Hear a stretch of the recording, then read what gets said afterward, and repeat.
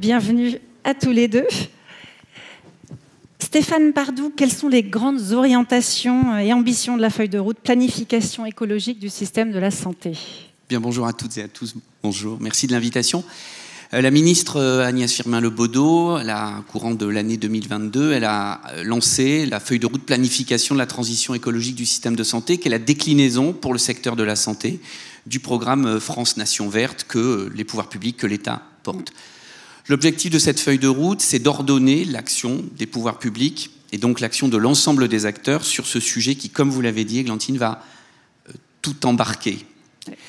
C'est l'objectif aussi de s'appuyer sur l'existant, parce que le secteur, nous on le voit à la NAP depuis 2-3 ans, même un peu plus, certains précurseurs, souvent dans le secteur privé, le secteur il s'est mis en mouvement sur ce sujet-là. Il a accéléré ces dernières années, ces derniers mois, parfois dans le désordre, parfois avec difficulté parce que c'est quelque chose en plus par rapport aux activités. On l'a vu depuis ce matin, toutes les contraintes qui pèsent sur la capacité d'hospitalisation. Et donc l'objectif de cette feuille de route, c'est d'ordonner l'action des pouvoirs publics, d'ordonner les financements. C'est aussi d'embrasser toute la complexité de ce qu'est un établissement de santé. Donc cette feuille de route, elle se décline en différents items. La question, bien sûr, de la question énergétique des bâtiments, quand on voit l'ampleur du parc immobilier public, privé en France dans le domaine sanitaire ou médico-social, la question des achats, puisque un établissement de santé, c'est aussi beaucoup d'input venant de l'industrie, la question des transports, que dans le système de santé, il y a un énorme enjeu de transport des patients pour l'ambulatoire, aussi pour le médico-social. Et donc, tous ces sujets, la feuille de route prônée par la ministre, il y a 9 ou 10 actions, elle les ordonne, elle fixe des objectifs et elle demande à la puissance publique d'outiller ces différentes actions pour permettre aux acteurs d'être plus à l'aise avec cette transition écologique. C'est ça le rôle, comment la NAP se positionne? Quel est son rôle dans l'accompagnement de la mise en œuvre? J'en profite pour redire un mot parce que la NAP, c'est un objet public un peu particulier. Nous sommes une agence publique de conseil.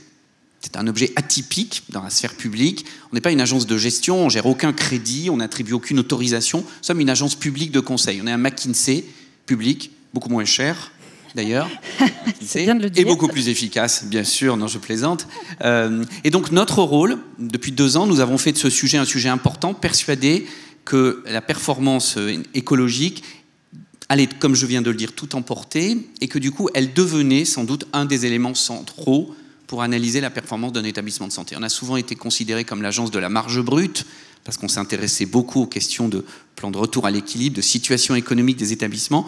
Aujourd'hui, on pense que ce sujet est central. Notre rôle, très concrètement, dans cette feuille de route, nous sommes chargés, avec la DGOS, de coordonner l'ensemble des actions de cette transition écologique, d'assurer une forme de planification, mais aussi, sur certaines actions spécifiques, d'outiller concrètement les acteurs. Je vous donne un exemple. Nous avons depuis des années dans le pays un outil qui s'appelle l'Observatoire du développement durable, qui est d'ailleurs coporté par la FHP et l'ensemble des fédérations.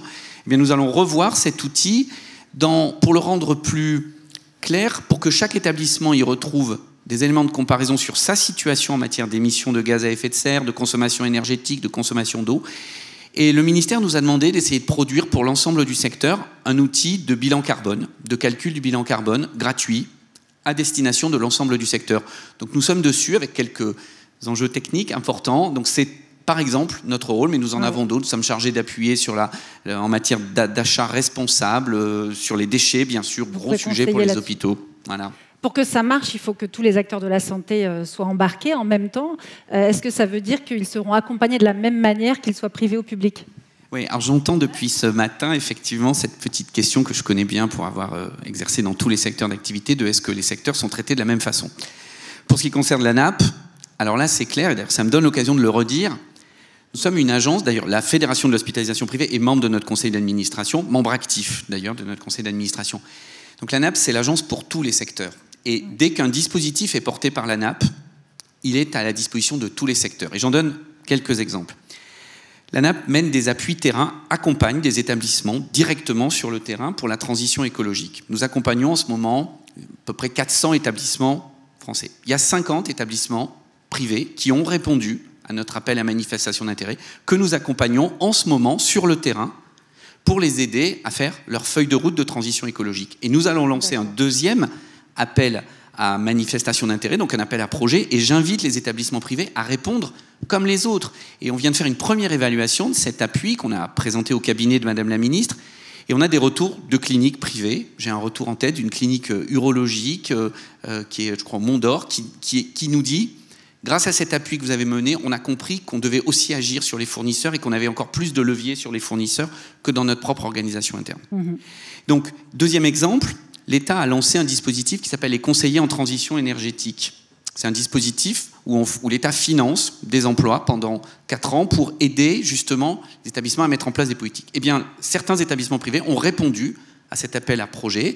Il y a un groupe privé, Ramsay Lille, je crois, qui porte ce dispositif pour la région. Donc, tous les dispositifs ANAP et tous les financements à date, ils sont éligibles de la même façon pour le secteur privé et pour le secteur public. Tous, tous, tous. Alors, j'ai à côté de vous Ségolène Benamou qui maîtrise très très bien ces sujets, puisque vous êtes présidente directrice générale de cet hôpital privé nord-parisien à Sarcelles, qui a reçu le label THQS, donc très haute qualité sanitaire, sociale et environnementale, niveau or. Alors, comment vous avez commencé cette aventure? En combien de temps vous avez réussi à vous transformer pour obtenir un tel label? Alors d'abord, merci beaucoup pour l'invitation et pour me permettre de parler d'un sujet enthousiasmant après une journée un petit peu difficile et un sujet de plus en plus important aussi bien pour nos patients que pour nos professionnels. Comme vous l'avez dit, la démarche RSE, la démarche développement durable, c'est une démarche sur le long terme. Nous, on s'y est mis depuis 2019. On a décidé... C'est pas si vieux. C'est pas si vieux, oui. On a décidé on a considéré que la démarche développement durable, on ne disait pas RSE à l'époque, était le prolongement de la démarche qualité et gestion des risques et d'en faire un axe stratégique de l'établissement. Donc on s'est lancé peu à peu et ça a commencé cette démarche par un engagement très fort de la direction. Je pense que pour mener à bien ces démarches, il faut avant tout un engagement institutionnel. Ce n'est pas un projet de plus. Il faut vraiment en faire un axe stratégique. Parce qu'après, on va devoir développer la culture RSE au sein de l'établissement. Il va falloir faire des investissements. Donc nous, ça a été d'abord une direction très engagée.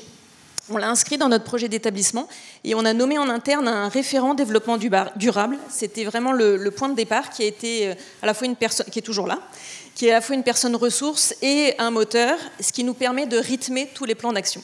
Alors comme vous le disiez, c'est une démarche qui est longue quand même, depuis 2009. C'est une démarche qui est globale. On travaille sur tous les aspects, tous les piliers du développement durable. Le volet économique avec les achats, la gouvernance, le volet énergétique, vous en avez parlé, l'eau, l'air, l'énergie, les déchets, le volet social, bien sûr, nos collaborateurs, nos patients, et le volet sociétal, tous nos partenaires, toutes les parties prenantes externes. Donc on a travaillé sur tous ces volets. On a emmené tous nos collaborateurs, on a travaillé avec tous les secteurs d'activité de l'hôpital. Et pour ce faire, ça c'était un point important pour y arriver, on a été accompagné depuis 2009 par un organisme externe, donc nous à l'HPNP c'est Primum Non Nocere, qui vient tous les mois et qui rythme donc le plan d'action parce que justement ça ne doit pas être quelque chose de plus qu'on fait après avoir rempli les plannings, après avoir équilibré, non. Parce que c'est un chantier énorme. C'est un chantier énorme mais qui est partie intégrante, ça fait partie des fiches de poste de tous nos encadrants. C'est le prolongement de la démarche qualité et gestion des risques. C'est une démarche des petits pas, il n'y a pas le grand soir de la RSE, il n'y a pas de bachotage, non. Ça doit être au quotidien, ça fait partie de nos démarches et chaque mois, grâce à cet accompagnement notamment, on resensibilise à la fois nos professionnels et nos patients. Et financièrement, comment on intègre ça? Parce que c'est une charge en plus quand même. C'est vrai, c'est une charge en plus, c'est pour ça que ça doit être un axe stratégique, parce que c'est une charge en plus à court terme. Si on se met à long terme, ce n'est plus une charge, je pense que c'est un gain. Mais comme tout, par exemple, on décide de faire du relamping, c'est-à-dire on va changer toutes nos ampoules par des ampoules LED. Bien sûr, l'investissement à court terme est plus important, mais à terme, on va avoir des économies. On décide de faire une seconde pause sur notre bâtiment. Bien sûr, immédiatement, c'est un investissement. À long terme, c'est des économies d'énergie. Et ainsi de suite. On décide d'avoir une politique d'achat éco-responsable. On ne va pas regarder le coût immédiat, on va regarder le coût global, avec les consommations, avec tous les déchets que ça génère, et donc les coûts liés à l'évacuation de ces déchets. Donc ça nécessite d'avoir une autre vision, mais pour le coup à long terme. Vous me permettez d'intervenir là-dessus, parce qu'on constate aujourd'hui que ce sujet-là, du financement de la transition écologique, devient un sujet extrêmement important, puisque la phase de plaidoyer, de compréhension, elle est achevée. C'est la raison pour laquelle, à l'ANAP, nous sortirons à la fin de l'année, début d'année, un travail complet sur les modes de financement de sa transition écologique. Et notamment avec sans doute une grande journée au printemps où on essaiera d'expliquer à tous ceux que ça intéresse comment aller chercher de l'argent parce qu'il y en a beaucoup. Et je vais vous citer une anecdote. On a fait un travail avec les agences de l'eau. On a fait une grande conférence. Plusieurs milliers de personnes l'ont suivi sur gérer son eau. Il y a une responsable d'une agence de l'eau qui a dit « J'ai beaucoup d'argent. Il n'y a jamais un hôpital ou une clinique qui vient chercher de l'argent pour financer une rénovation de son réseau d'eau auprès des agences de l'eau. » Moi, je suis directeur d'établissement de santé. J'ignorais que les agences de l'eau pouvaient financer. Et donc, des exemples comme ça, il y en a plein. Il y a énormément de dispositifs créés par l'État, l'Europe, les régions, les départements, les communes. Leur méconnaissance par les acteurs de santé empêche aujourd'hui la transition écologique, plus, comme vous l'avez dit, les dispositifs qui s'autofinancent. Panneaux photovoltaïques, seconde peau, relamping, tout ceci s'autofinance. Et je pense qu'aujourd'hui, la phase de sensibilisation, il y a eu des précurseurs comme vous, comme le C2DS, qui ont aidé le secteur à prendre conscience. Mais maintenant, c'est la phase de généralisation. Et il y a une question économique, et en ce sens, ce que vous avez évoqué est très important. C'est pour ça qu'on va y travailler. On cherchait des bonnes nouvelles. Visiblement, on n'a pas le choix. Il faut faire cette transition, et elle est faisable. Il faut embarquer tout le monde. C'est pas si compliqué. Merci beaucoup, et bravo, Ségolène Benabou. Merci beaucoup. Merci. Merci.